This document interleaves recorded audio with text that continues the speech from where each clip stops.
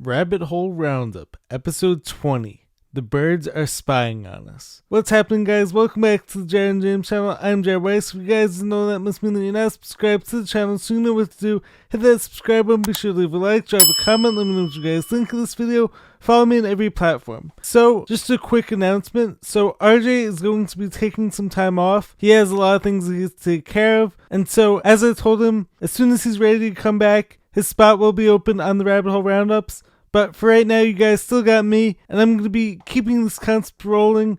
I'm going to be doing solo episodes, and I may also be having some guests on, but I'm going to be running the solo episodes as similar as I can to mine and RJ's Rabbit Hole Roundups, minus the person who's sitting next to me to react to the topics and stuff. But I'm going to be running these similar to the episode of Leftover Lies I did, so I'm going to be pulling up quicker articles, TikToks, fun truth videos, and we're going to be doing some deep dives into these. So it's still going to be just as awesome as ever, and then as I said, as soon as RJ is ready to come back, we're going to be back to crushing episodes together. Without further ado though, let's dive into this week's Rabbit Hole Roundup. So, first off, have any of you ever heard this conspiracy that birds aren't real? Now, the first time I ever heard this, I thought this had to be something to make the conspiracy theorists look crazy and to get us off the path, and that it had to be some intelligence-placed conspiracy. But then I started diving into this more, and the first article that actually comes up is, looking to gain an edge in the Cold War, in 1977, the Central Intelligence Agency had recruited a new nearly invisible agent, a pigeon. It may sound unusual, but the idea of using pigeons for espionage wasn't without merit. And then if you scroll down further, it even says, pigeons were trained to fly clandestine Cold War missions to secret sites in the Soviet Union. Instead of bringing back secret messages, they carried cameras that could automatically take photos of sensitive military sites and secret locations. Now, of course, the crazy side of this conspiracy is the people who say that all birds aren't real, they're all fake, they all have cameras in them. But as we know, for those of us who've eaten birds, whether it be chickens or turkeys, or for those of us who've run over birds or seen their guts splayed out, of course not every bird is a CIA spy, but taking this idea one step further. So this is where my knowledge and like of animated movies comes in, because in 2019 the movie Spies in Disguise came out. It's the future of espionage. Pigeons can be found in every major city around the world, and no one notices them. It's the most perfect form a spy could take. I need you to unbird me, Walter. Which had to do with a pigeon being used to carry out intelligence agency operations and to spy on people. So this idea doesn't sound so crazy after all, does it? And a complete side note, the other day when I was outside, and yes, I know that you're all going to call me crazy, you're all going to say that I'm reaching and whatever, but the other day I was outside my house getting ready to take a walk, and it was a really cold day. I'm looking up at the power line, and there's one bird there. One bird. And as many of us know, birds usually flock together. Most times they're being accompanied by other birds, but there was one bird sitting on the power line, and it was oddly just looking back and forth, seemingly in this spy-like way. I don't know, maybe I am crazy, maybe this is just me being paranoid, maybe this is just me being my conspiracy self, but after knowing what I know now when it comes to this idea of the CIA actually using birds in these intelligence operations to spy on people, and taking that one step further, something else I also found out recently from Renette Sinam when she went on Alex Zach's podcast, is that these streetlights actually go alongside these 5G technologies and are actually able to spy on us inside our homes and are able to figure out the exact location of where we are in our homes. So, is it so crazy to believe that this one bird sitting on a power line could be there to look in on any of us? I don't know, but hey, it's a fun conspiracy to go down, and for any of us who are already paranoid, this is just going to make us even more paranoid.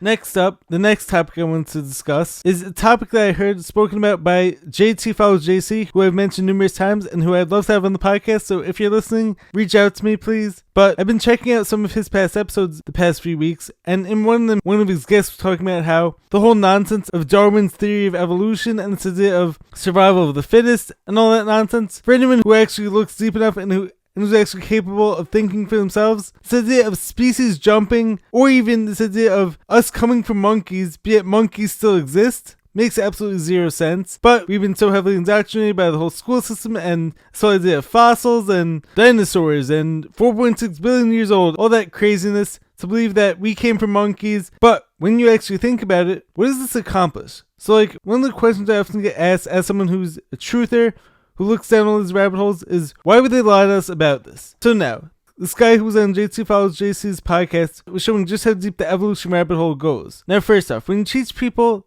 that they came from chimps or these wild monkeys who aren't the cleanest animals and who engage in all these weird, gross behaviors at times, you now convince people that human nature is flawed and that human nature is animal-like and crazy, and therefore it has to be corralled in, as opposed to this idea of us humans being created in God's image and being these super special creatures who have capabilities and powers beyond our wildest dreams, and who can think and create magnificence, and who could ultimately create heaven on earth. Contrast that with this idea of us coming from chimpanzees, and you've essentially gotten people away from God, and you've gotten people to believe that us humans aren't special, we're just these tiny specks in this grand universe that we've been sold. And then taking this one step further, my next thought was, could this be the justification for why when they punish us, when the parasite class punishes us, it's like they're just doing their job because they're just preventing our wild human nature from getting out of hand. And as the guy was saying on the podcast, wouldn't this also justify a Jeffrey Dahmer type or any of these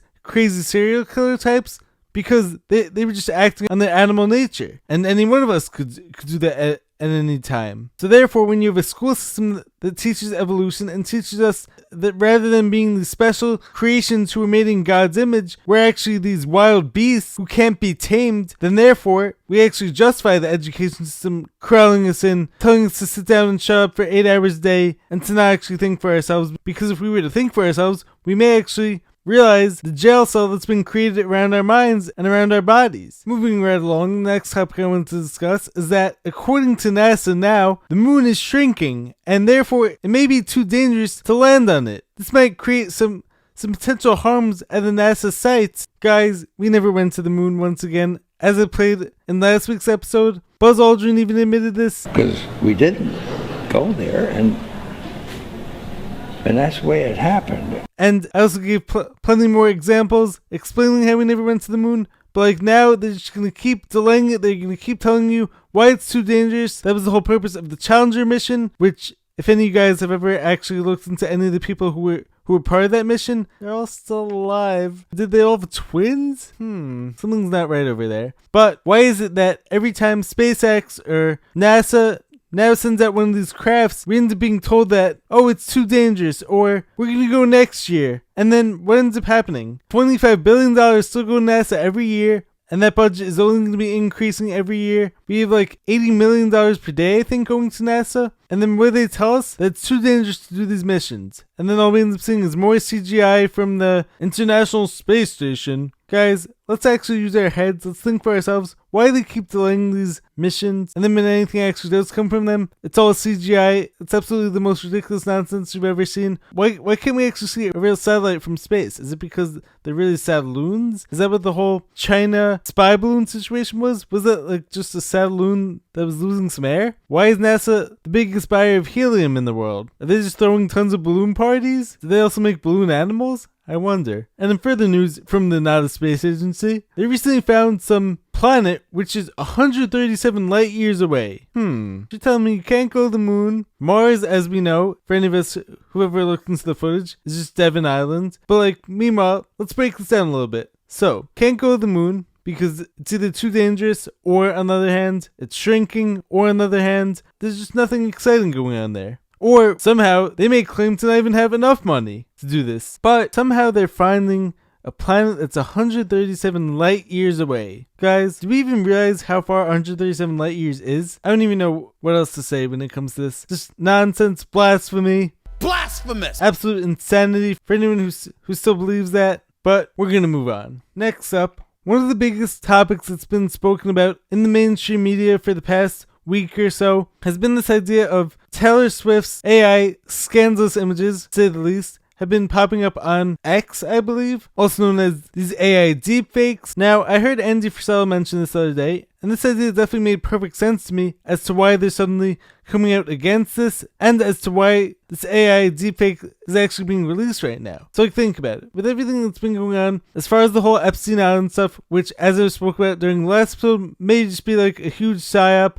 but like, as we know, all these operations definitely happen, but like the people in power and the elites would never actually out themselves, and this stuff would never be covered by the mainstream media. But as many of us are starting to realize and question, this stuff does happen. And so if there were videos, images of celebrities doing some sickening, disgusting acts to kids or amongst each other, what better way to get rid of that than to convince people that it's all deepfake and it's all AI? We're starting to see a major issue on the horizon when it comes to this AI being used, because if you can convince people that everything that comes out can't be trusted because it all has the potential to be AI or deepfake, then you're blurring the lines between real and fake, and then you could convince people that whatever is being shown to them is just this massive conspiracy, and that it can't be trusted. And who better to use for this than the biggest pop star in the world right now, than the greatest manufacturer relationship in the history of the intelligence agencies or the ruling class, giving Taylor Swift more reason to be this martyr, to be part of the limelight, and to be seen as this hero. What has she been calling her fans recently? Witches? That's some black magic, dark occultist stuff going on right there. If you guys aren't even curious about how the relationship got started,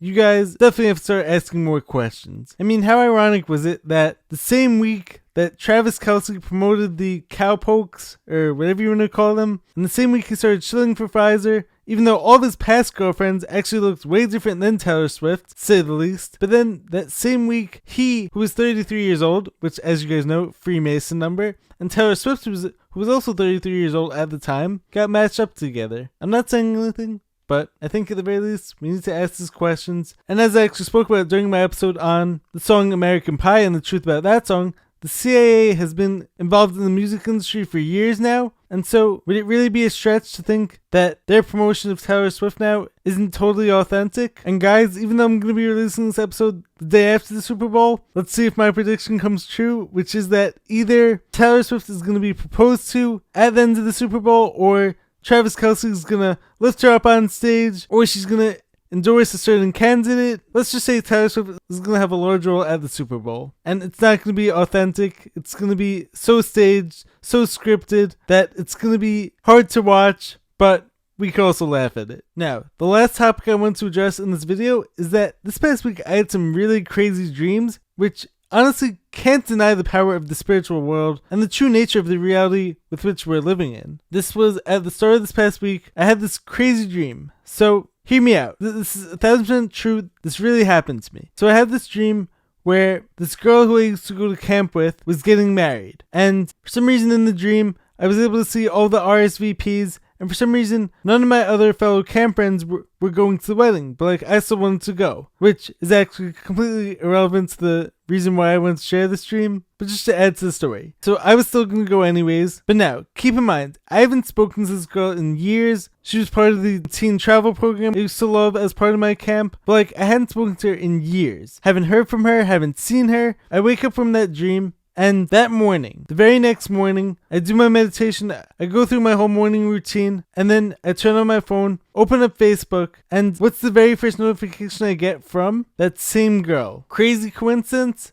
I don't know, but like, I think that there's definitely something going on in the spiritual world, and I think I'm very connected to the spiritual world, especially these days, and I don't think you could deny it. I mean, I hadn't spoken to this girl in years. I hadn't heard from her, I hadn't seen her on Facebook in years, and the very first notification the day after having a dream with her in it, where she was the main person in the dream, and yet she appears on my phone then? That's bizarre. Now, the next dream that I want to share also was that one night this past week, I was having some anxiety over a certain situation in my life. I was wondering whether everything was going to work out, and so my mind was racing and it was creating all these irrational thoughts about a friend of mine. But then I have a dream that night, and this person who I was worried about comes downstairs, and the very first thing the person does to me, shows me a thumbs up sign. If that doesn't tell you that our dream world is real, and that there's some super interesting stuff going on in our dream world, and maybe there's even a interesting reality within our spiritual world, then I don't know what does. So if that doesn't show you how powerful our dreams are, and how powerful our mind is when it comes to interacting with our spiritual world, then I don't know what does. Anyways, I also want to share with you guys one more interesting piece from this book, which, as I said, I'm going to be referencing more and more often. Tavistock Institute, Social Engineering the Masses by Daniel Estulin.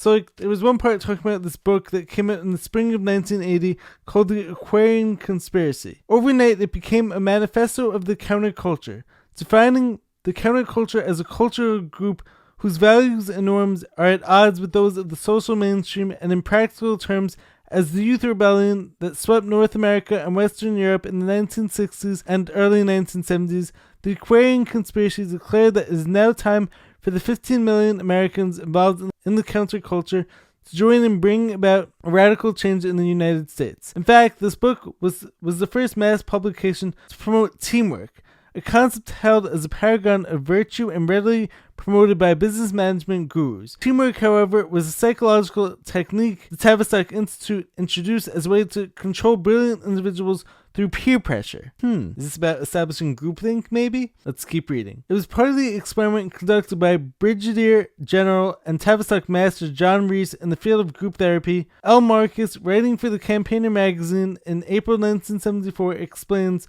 a skilled group can use the group to create a powerful family environment. Once this environment is induced, it becomes possible for the therapist to manipulate a member of the group not by a direct attack, but by subtly manipulating through suggestions the other members of the group. If the victim has been sucked into thinking of the group as something warm and helpful, then when that environment has been manipulated to turn against him, it will tend to have the impact of deep motherly rejection. Furthermore, if the victim is not completely aware of the therapist's chain of manipulation, he will tend to internalize their result, thinking that he himself is responsible for this new awareness about himself. Marcus goes on to say, if the controllers can succeed in structuring a stressed individual's or group's situation appropriately, the victim can be induced to develop for himself a special sort of reaction formation through which he democratically arrives precisely at the attitudes and decisions the dictators wish to force upon him. What does this mean? Why do you think that for the past few years we had all these people who yelled at others to put their mask on or to get a certain injection? And then why is it that we have all these people these days who, if you're going outside the groupthink, this is seen as dangerous, and therefore you have to get back in line? Could this have been started by this idea of Tavistock Institute talking about this idea of teamwork and the Aquarian Conspiracy and groupthink? And then this fear of rejection always gets played on us because humans are very tribal in nature, and so if you're not seen as part of the group, this could be seen as this type of ego death, and this could be seen as this exclusion from our society. So if you play on everyone, that everyone is thinking a certain way, and if you don't, then you're the crazy one and you're a crazy conspiracy theorist. That's too scary for a lot of people to handle because a lot of people haven't worked on themselves enough and haven't gotten comfortable enough with standing up for what they believe in. And so these people can easily be manipulated into following the group and following the group orders if it appears that everyone is going along with these ideas. And this has been introduced in the whole school system. It's been part of the mainstream media, convincing everyone that certain agendas everyone's going along with. And it's the same thing when it comes to the Twitter files, creating social media bots to leave comments on videos to make everyone think that the whole country is believing a certain thing. It's all part of the same agenda. Anyways, guys, make sure to subscribe to the channel. Be sure to drop a like, leave a comment, let me know what your thoughts were on this episode. Stay curious, stay thinking for yourselves, question everything, and I will catch you guys. And one more thing, we are on a flat, non-rotating Earth. I will catch you guys in the next video. Peace!